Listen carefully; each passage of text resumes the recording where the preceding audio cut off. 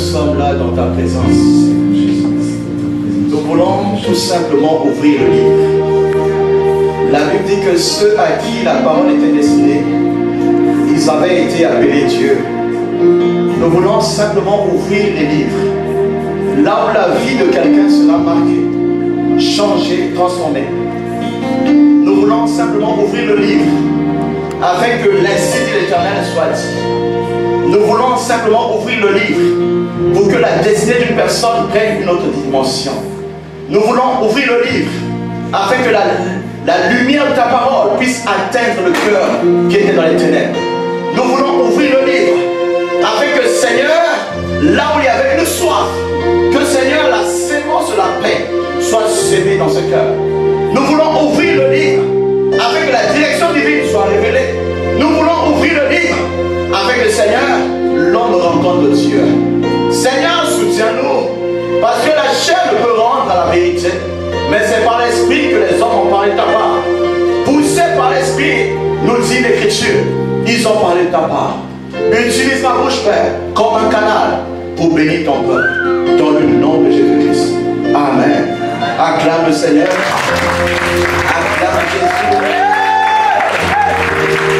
Tu peux t'asseoir. Alléluia. S'il y a une chose que je veux vous dire, c'est vous souhaiter la bienvenue dans la présence de notre Père. La Bible dit que Dieu fait des choses comme personne.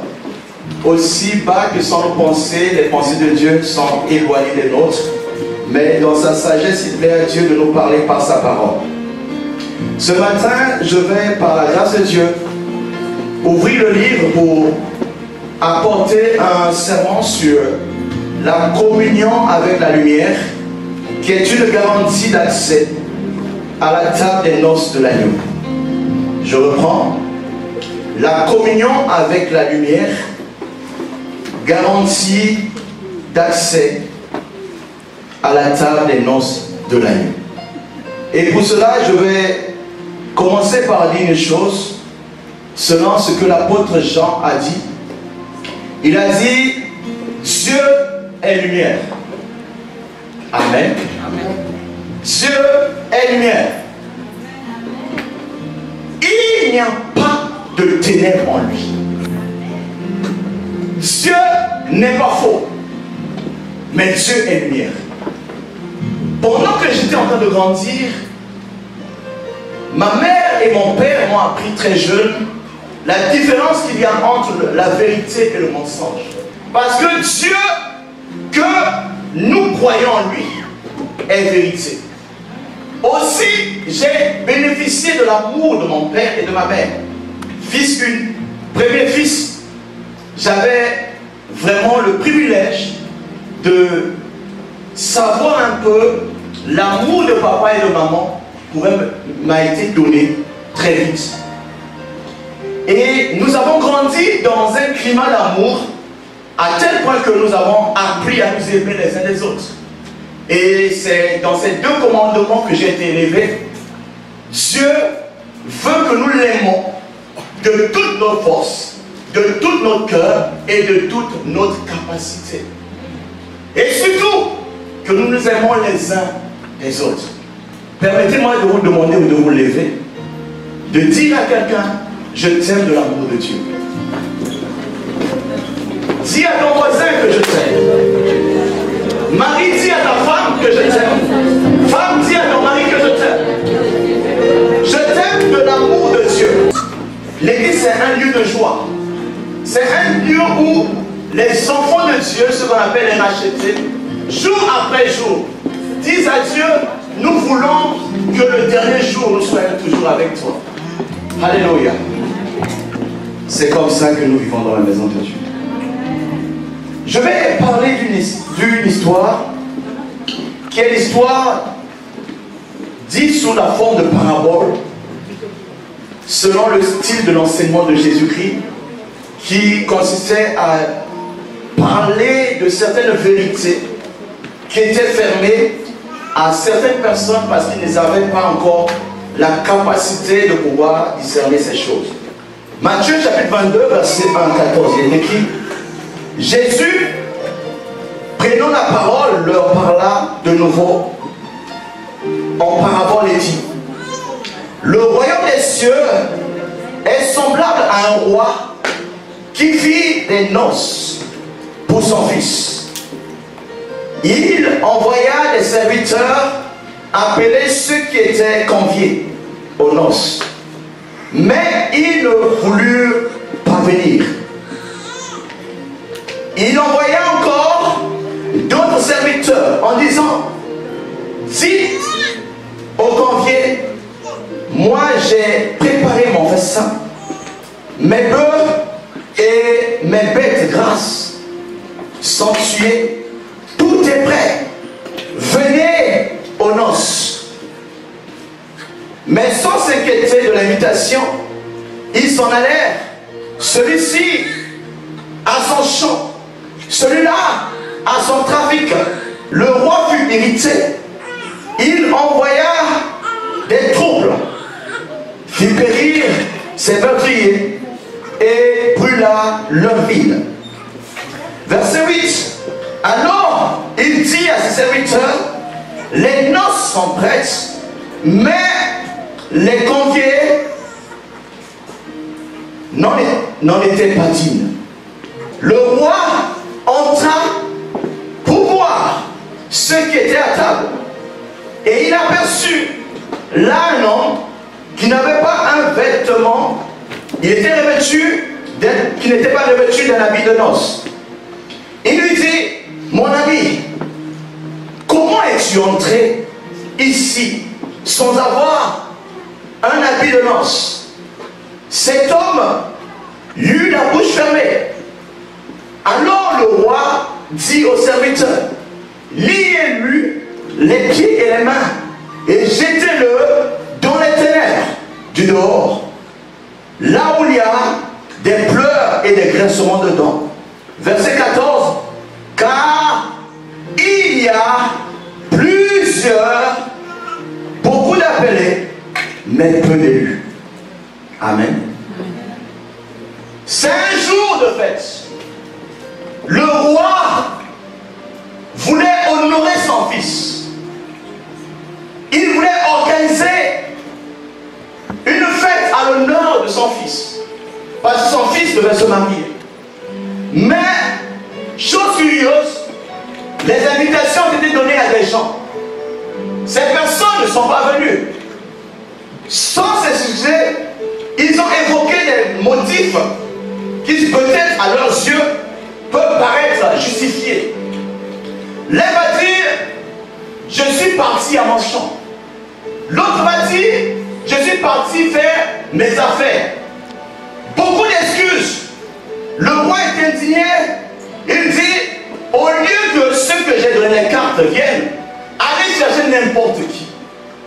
Allez, surtout dans les carrefours, vous trouverez le bon comme le méchant. Invitez cette personne parce qu'il y a beaucoup de nourriture.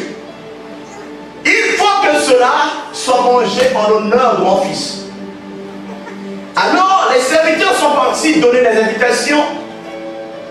Il y a eu des gens qui sont venus, mais parmi ceux qui étaient venus, s'est trouvé une personne qui n'a pas pris soin de porter l'habit des noces.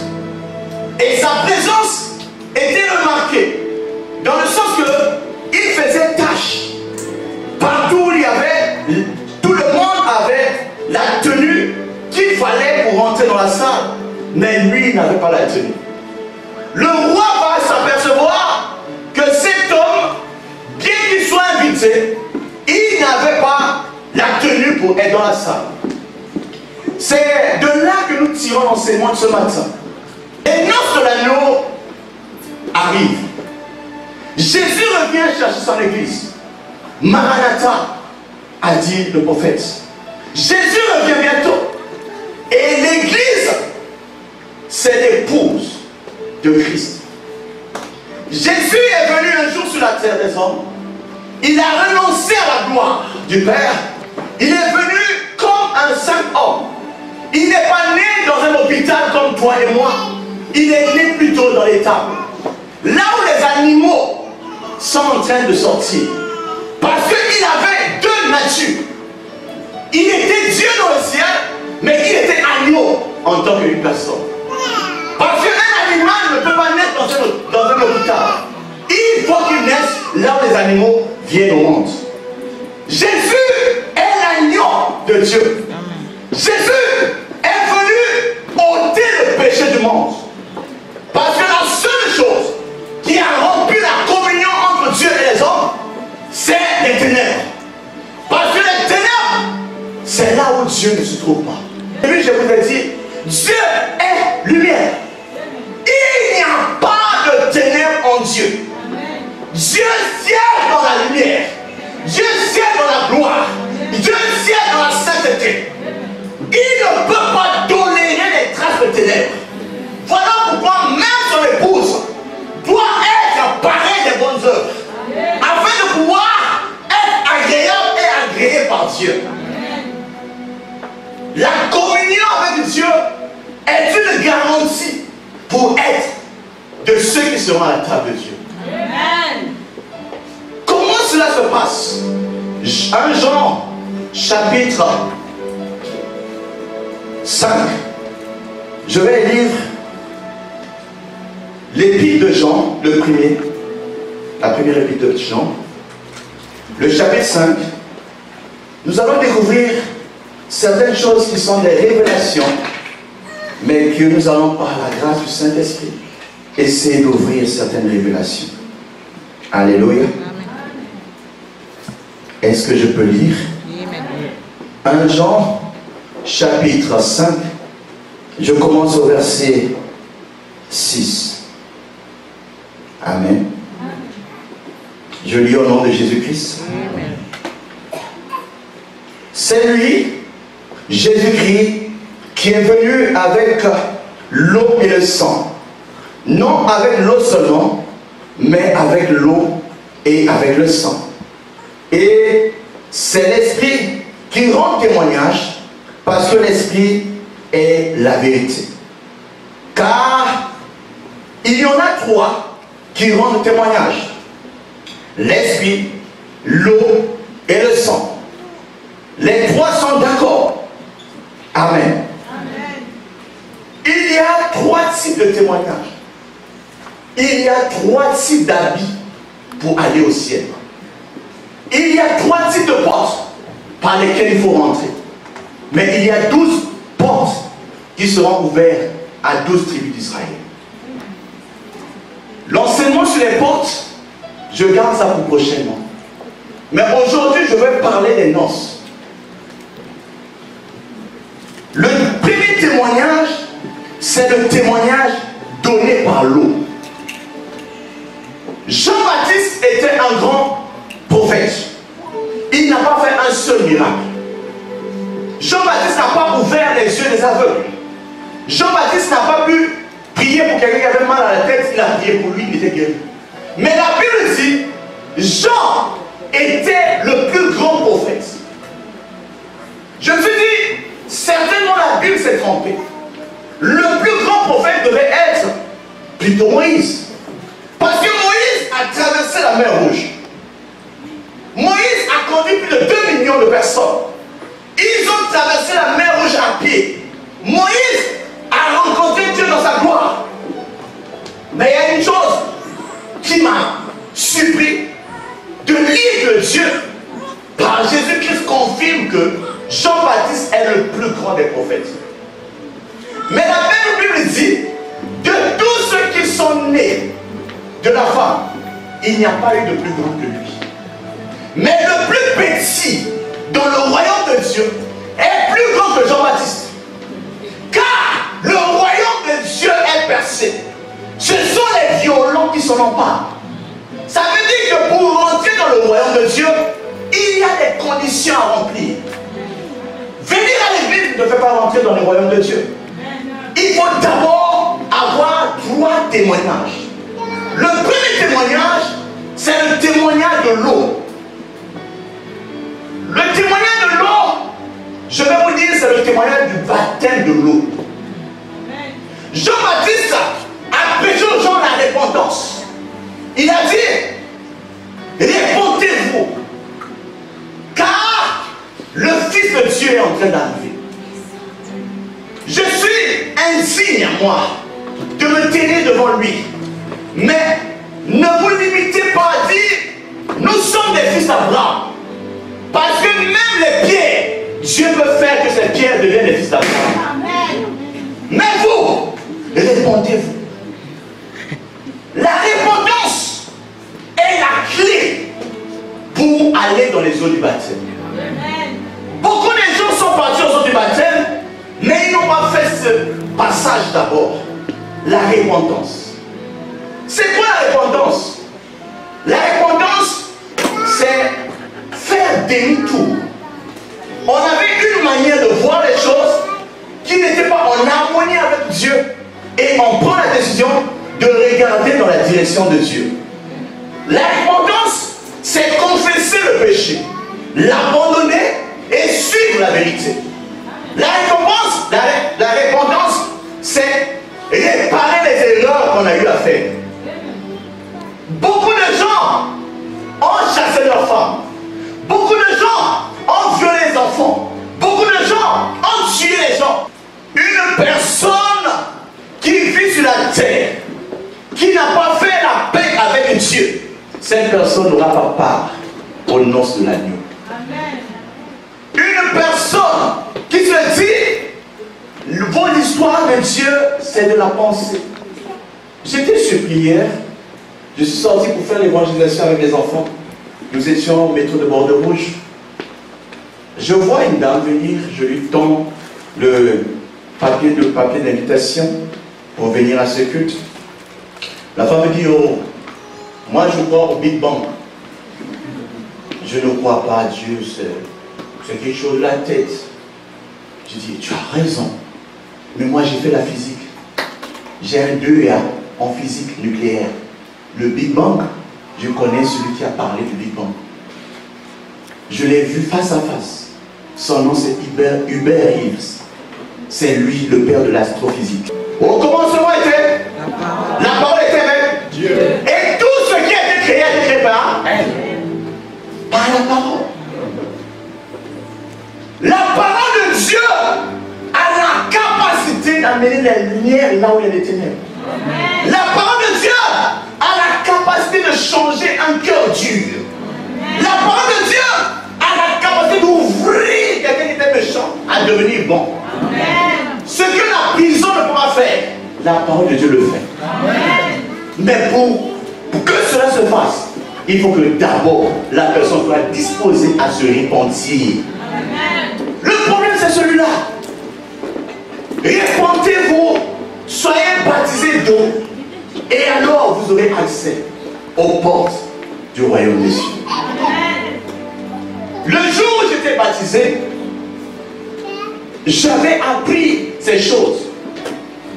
J'ai compris très vite que l'engagement que je prends, ce n'est pas l'engagement d'un bébé.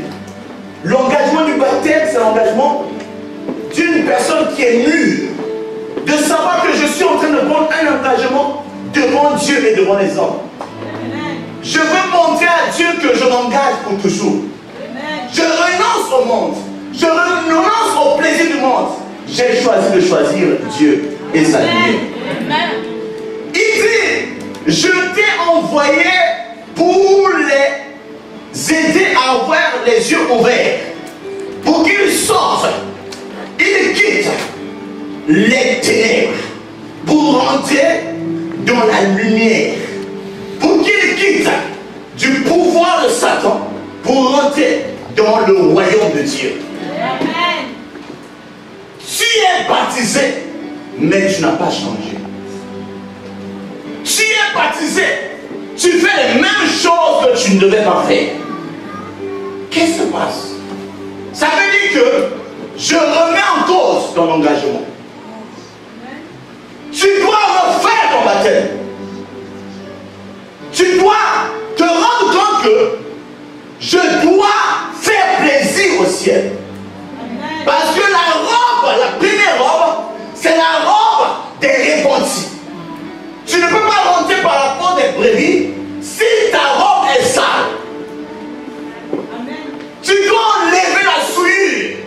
Jésus ne vient pas des taches. Jésus ne vient pas chercher une église qui a des rides. Jésus vient chercher une église qui est sans tache, irrépréhensible devant lui. Amen. Un bon père ne peut pas donner une femme quand l'autre, quelqu'un a déjà utilisé. Oui ou non? Amen. Amen. Il va chercher une vierge. Donc je disais, le premier témoignage que nous devons avoir, pour aller vite, c'est le témoignage de l'eau. Amen. Donc tout chrétien doit être baptisé d'eau. Amen. Et de cette manière, nous aurons part à l'héritage des saints dans le lumière. Amen. Le deuxième témoignage, c'est le témoignage de l'Esprit. Amen. Romains chapitre 8, verset 16. Je lis rapidement au nom de Jésus. Romains chapitre 8, verset 16. Alléluia. L'Esprit lui-même rend témoignage à mon esprit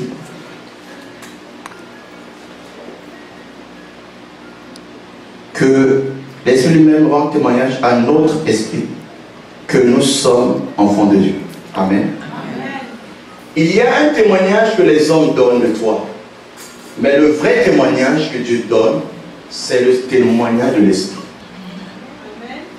Quand tu me vois, est-ce que si on te dit que cet homme est un voleur, tu vas croire? Si on te dit cet homme tue les gens, tu vas croire? L'habit ne fait pas le moine. Amen. Amen. Aussi bien sapé que je puisse être, il y a un seul qui connaît l'intérieur de l'homme. Le témoignage de ma femme peut être par rapport au temps que nous vivons avec elle. Elle a regardé comment je vis. Le témoignage de mon père peut être par rapport à ce que je fais comme acte. Mais le témoignage de l'esprit est le véritable. J'ai connu des gens qui fumaient la cigarette. Mais dès qu'ils sont venus au Seigneur, ils ont pris la décision d'abandonner la cigarette. J'ai connu des gens qui sont venus au Seigneur, accablés, tourmentés. Mais quand la parole de Dieu est rentrée dans leur cœur, ils ont pris la responsabilité de mettre de l'ordre dans leur vie. Dieu peut changer n'importe qui. Dieu peut toucher n'importe qui. L'apôtre Paul, de qui nous lisons chaque jour les épîtres, il a commencé comment? Il a commencé d'abord comme un religieux. Il a cru dans la religion faire plaisir à Dieu. Jusqu'au jour où le Dieu qu'il a créé a dit non, Paul est en train de se tromper. Je dois le sauver. Qu'est-ce qu'il a fait? Il est venu à la rencontre de Paul. La Bible dit que Paul avait pris la décision dans Actes chapitre 9 d'aller à Damas pour aller tuer les chrétiens.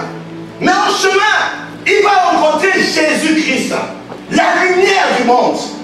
Il va le frapper dans les yeux. Paul est devenu aveugle. 3 jours, il ne voyait pas. Il a fallu qu'un homme qui était rempli de l'esprit aille poser les mains sur les yeux de Paul, afin que les yeux de Paul s'ouvrent. Et Paul avait, ce jour-là, reçu la connaissance de ce que Dieu voulait pour sa vie. Aujourd'hui, je peux te dire, tu peux tromper à tout le monde, mais tu ne peux pas tromper à l'Esprit de Dieu. Tu peux tromper à ton pasteur, tu peux tromper à ton frère, à ta soeur, mais il y a un seul qui est le témoin fidèle. Il s'appelle le Saint-Esprit. Il n'est pas l'esprit des hommes, il est l'esprit de Christ, il est l'esprit de Dieu. C'est lui qui connaît la vérité de toutes choses. Aucune parole de l'Écriture n'a été écrite par un homme sans l'aide du Saint-Esprit. Il était au commencement, il est maintenant, et il sera le jour où tu vas aller au ciel. Jésus dit, je m'en vais vers le Père, afin qu'il vous envoie un autre moi, un consolateur, un paraclet, le Saint-Esprit. Il vous conduira dans toute la vérité. Il prendra ce qui est à moi et il vous l'enseignera. Il ne parlera pas de lui, mais il parlera d'un autre. Il parlera de la personne de Jésus-Christ. J'avais cru que je connaissais Jésus. Je jusqu'à un niveau, j'ai découvert d'autres choses. Que Jésus est complexe à comprendre. Jésus est Dieu, il est fils de Dieu, il est prophète, il est l'agneau immolé. Mais Jésus est complexe à connaître. Jésus est la porte des brebis. Jésus est la lumière du monde. Amen. Jésus est le pain de vie. Amen. Les Juifs ont mangé le pain, mais ils n'ont pas eu la vie. Mais celui qui mange le corps et le sang de Jésus a la vie en lui. Amen. Jésus peut parler aux morts parce qu'il a tenu la clé de la mort et de ce jour des morts. Amen. Il peut dire, moi, où est ton aiguillon? Jésus est complexe. Jésus, l'ami fidèle. Il est l'alpha et l'oméga.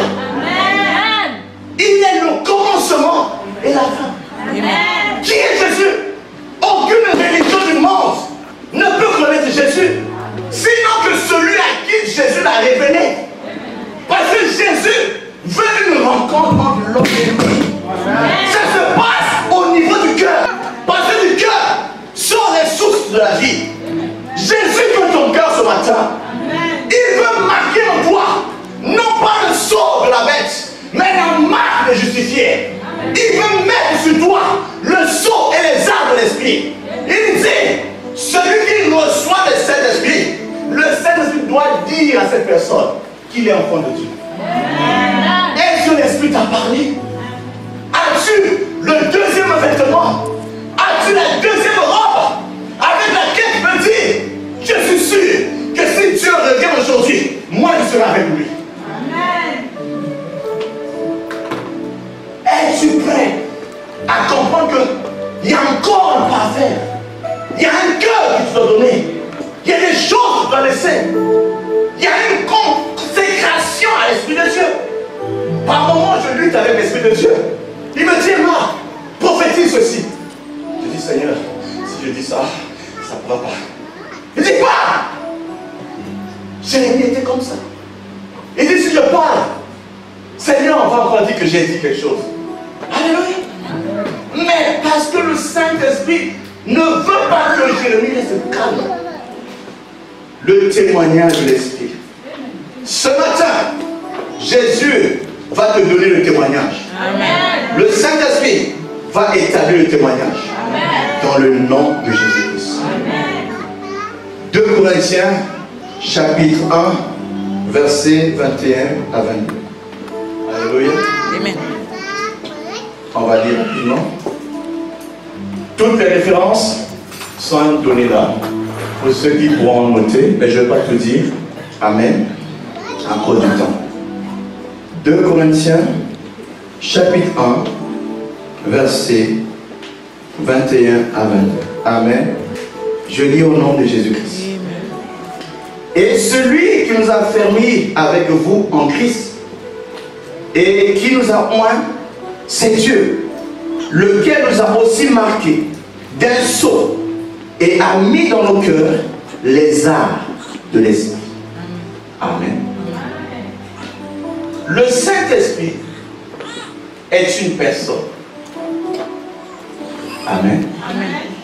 Le Saint-Esprit n'est pas le feu. Et on dit feu, feu, feu. Le Saint-Esprit est une personne. D'abord. Mais il se manifeste de plusieurs manières. Jésus a reçu le Saint-Esprit. Bien qu'il soit Dieu, il a reçu le témoignage du Saint-Esprit.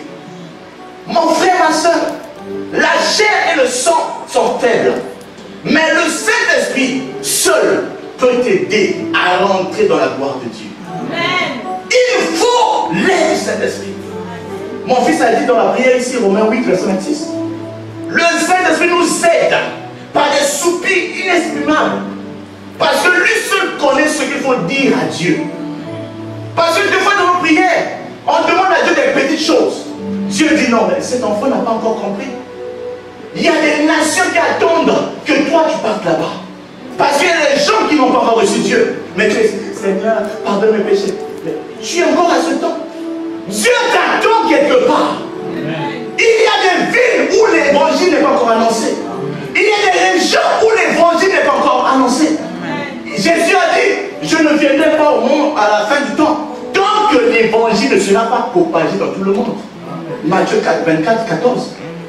La fin du monde ne peut venir que si l'évangile est connu partout. Ton père connaît l'évangile, ta mère connaît l'évangile. Est-ce que même ton pasteur connaît l'évangile? Alléluia. L'évangile, c'est la puissance de Dieu pour le salut de quiconque croit. En recevant l'évangile de Dieu, tu deviens Dieu sur la terre. L'évangile, c'est la seule clé par laquelle l'homme peut ouvrir la porte du ciel.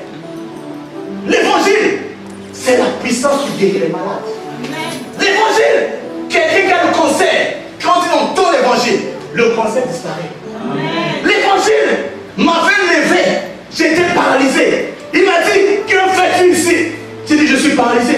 Tu dis, tu parles de la part de moi, de Dieu. Mais tu fais quoi ici dans un fauteuil roulant? Lève-toi! Je me suis levé. C'est l'évangile qui m'a fait lever. L'évangile a fait sortir mon neveu qui était mort. J'ai pris mes mains, j'ai mis. Le petit ne venait pas. Je l'ai pris, j'ai pris. Oh Seigneur, cet enfant va mourir. Parce que la gloire de Dieu ne sera pas révélée. L'évangile a fait ressusciter la mort. L'évangile est puissante. Mais l'évangile sans l'esprit, c'est une lettre. Amen. Tu as besoin de l'esprit. Parce que la clé que Dieu donne, c'est son esprit. Amen. La garantie numéro 2 que nous avons de Dieu, c'est qu'il ne nous a pas laissé orphelins. Il nous a laissé un consolateur. Amen. Il nous a donné la personne du Saint-Esprit par lequel nous pouvons communier avec lui. Enfin, le dernier témoignage, c'est le témoignage du sang. Amen. Si tu as reçu le témoignage de l'eau, certainement tu as reçu le témoignage de l'esprit, mais il faut aussi le témoignage du sang. Je vais lire 2 écritures et après je vais m'arrêter là. Apocalypse chapitre 22, verset 14 et Apocalypse chapitre 7, verset 13 à 14. Amen. Je vais par la grâce de Dieu lire ces écritures. Je lis au nom de Jésus-Christ. Je suis dans Apocalypse chapitre 22, verset 14. Heureux ceux qui lavent leur robe afin d'avoir droit à l'arbre de vie et d'entrer par les portes de la vie. Je continue le verset 15. Dehors les chiens, les enchanteurs, les impudiques, les meurtriers, les idolâtres et quiconque aime et pratique le mensonge. Amen. Apocalypse chapitre 7, versets 13 à 14. Je vais lire au nom de Jésus-Christ. Alléluia. Je lis. Et l'un des vieillards prit la parole et me dit, ceux qui sont revêtus de robes blanches, qui sont-ils et d'où sont-ils venus? Je lui dis, mon Seigneur, je le sais, tu le sais.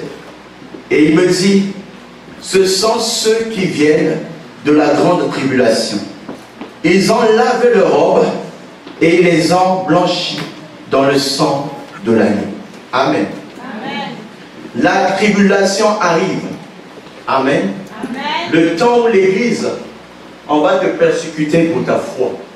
Amen. Amen. Tu vas voir que beaucoup de gens n'auront plus l'envie de l'évangile.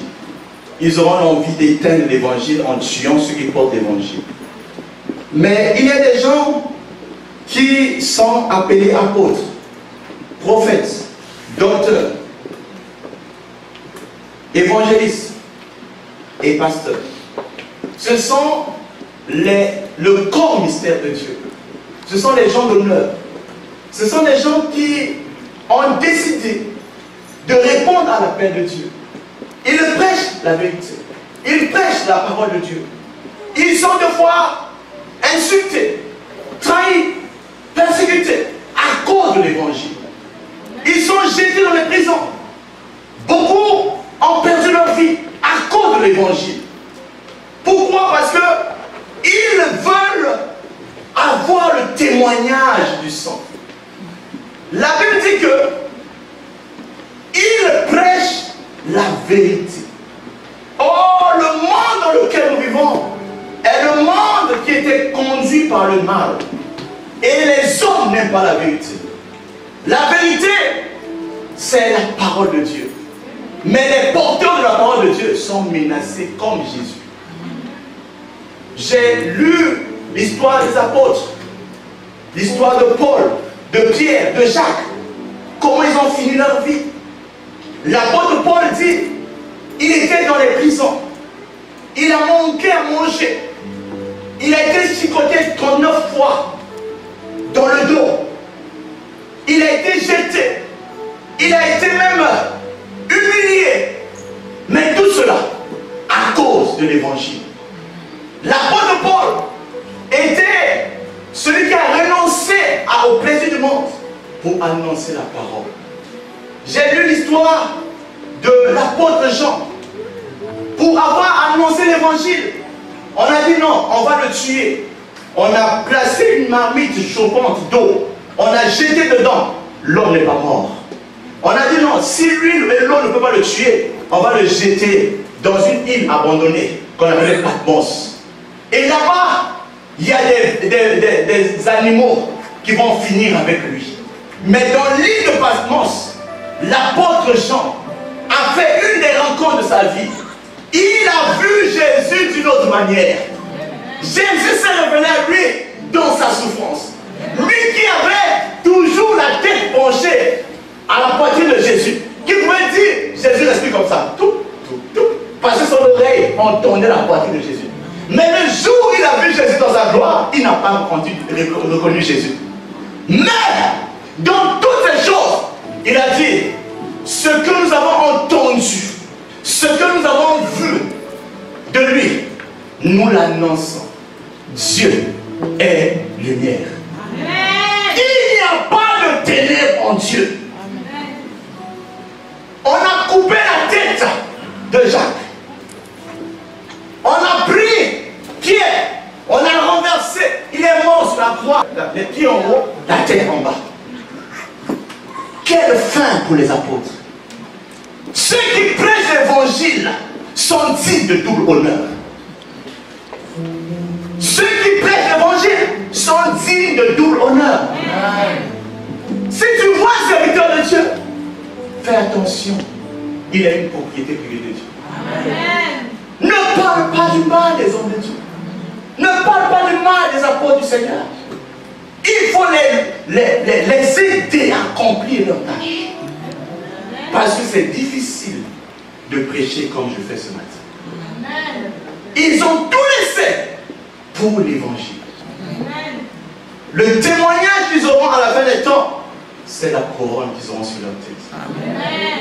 Mais la Bible dit, devant le trône de l'agneau, 24 vieillards ont pris leur trône, ils ont déposé à terre. Ils ont dit, un seul est digne de porter la couronne. Son nom c'est Jésus. Même le trône de mon pasteur, il a déposé. Le trône, la couronne de l'apôtre, à terre. La couronne de l'évangéliste, à terre. La couronne de prophète, à terre. Un seul est digne d'être honoré. Il est digne d'être honoré. Au ciel, tout le monde est à genoux devant lui. Au ciel, les anges l'adorent. Les saints l'adorent. Et nous les rachetés, nous allons l'adorer. Que tu rentres par la porte de l'évangile ou par la porte de la justice, tu vas enlever ta couronne de Jésus. Devant Jésus, nous Jésus Jésus, nous pouvons confesser à la gloire de Dieu le Père. Jésus est le véritable. Jésus est le chemin, la vérité et la vie. Amen. Je préfère être l'ami de Jésus que d'être l'ennemi de Jésus. Amen. Parce que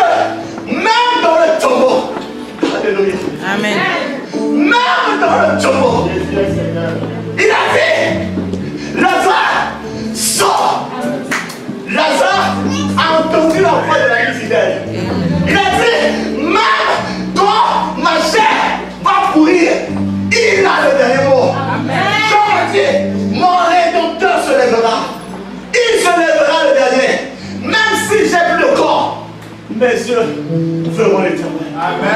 Mes yeux vont l'adorer. J'ai dit, Seigneur, à cause de l'évangile, je renonce à tout. À cause de l'évangile, je veux adorer mon Dieu. Lève-toi avec moi et remercie le Seigneur.